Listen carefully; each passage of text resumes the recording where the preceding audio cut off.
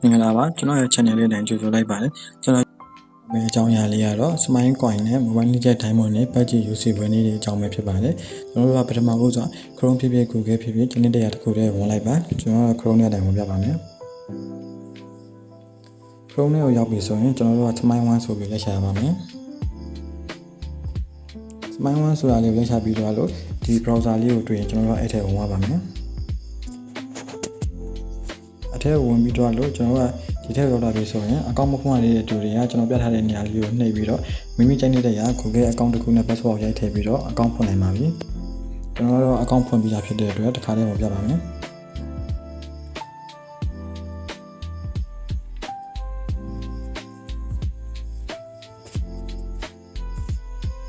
ဒီလိုလေးပေါ်လာရင်တော့ Smile One အကောင့်ဖွင့်ပြီးသားဖြစ်တော့ပါပြီကျွန်တော်ဒီပြထားတဲ့အလံနေရာလေးမှာ Brazil လမ်းမဟုတ်ရင်အဲ့အလံလေးကိုတစ်ချက်ထောက်ပြီးတော့ Brazil ဆိုပြီးဆက်ချလိုက်ပါ Brazil ဆိုတာလေးကိုနှိပ်ပြီးတော့ရင်တော့ကျွန်တော်တို့က Smile One Brazil အကောင့်ဖွင့်ပြီးသားဖြစ်တော့ပါပြီ Smile One အကောင့်လေးကို Smile Code ဖြည့်နည်းလေးထပ်ပြပါမယ်အခုလိုကျွန်တော်ပြထားတဲ့ code လေးတွေကို copy ယူပြီးတော့ကျွန်တော် Smile One အကောင့်လေးကိုပြန်တော့ပါမယ် Smile One အကောင့်လေးရောက်တော့ရင်ဒီ profile လေးကိုနှိပ်လိုက်ပါ profile လေးကိုနှိပ်လို့ဒီလိုလေးပေါ်လာရင်ကျွန်တော်တော်လေးကိုထပ်နှိပ်ရပါမယ်တော်လေးကိုနှိပ်ပြီးလို့ဒီလိုလေးပေါ်လာပြီဆိုရင်တော့ကျွန်တော်ဒီခွက်လက်နေရာမှာကျွန်တော်ခုနယူလာတဲ့ code လေးကိုထည့်ရပါမယ် code လေးကိုထည့်ပြီးတော့ရင်တော့ Rein to my account ဆိုတာလေးကိုထည့်နေလိုက်ပါ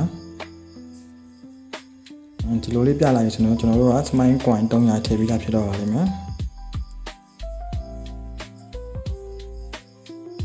ပြီးရင်တော့ကျွန်တော်တို့က Smile Coin ကျွန်တော်မိမိစီမှာ coin ဘယ်လောက်ရှိသေးလဲစစ်ချင်ရင် profile လေးကိုပဲထည့်နေလိုက်ပါ profile လေးကိုပဲထည့်နေလိုက်ပါ profile လေးကိုနှိပ်ပြီးတော့ရင်ဒီ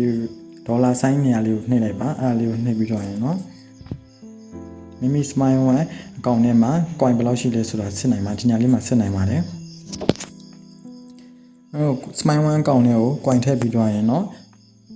search bar မှာဒီကျွန်တော်ရခုပြထားတဲ့ search bar မှာမိမိကြိုက်နေတဲ့ရာ game ကိုရိုင်းနေပြီးတော့ game တဲ့နေဝင်ယူနိုင်ပါတယ်။နောက်ဗီဒီယိုလေးရှိတော့မှဖြစ်တဲ့အတွက် Mobile Legend Diamond ဝယ်နည်းနဲ့ဈေးတွက်နည်းကိုနောက်ဗီဒီယိုလေးတစ်ခုလုပ်ပြီးတော့ပြောပြပြီးတော့ပါမယ်။ကျွန်တော်ရဲ့ပထမအဆုံးဗီဒီယိုလေးဖြစ်လို့အမှားပါတော့ရင်လည်းတောင်းပန်ပါတယ်ဗျ။ Smile One code တွေကျွန်တော်ဒီမှာလာရောက်ယုံကြည်စွာဝယ်ယူနိုင်ပါတယ်ခင်ဗျာ။ကျွန်တော်ရဲ့ဗီဒီယိုလေးကိုယခုလိုအချိန်ပေးပြီးကြည့်ရှုပေးတဲ့အတွက်ကျေးဇူးတင်ပါတယ်။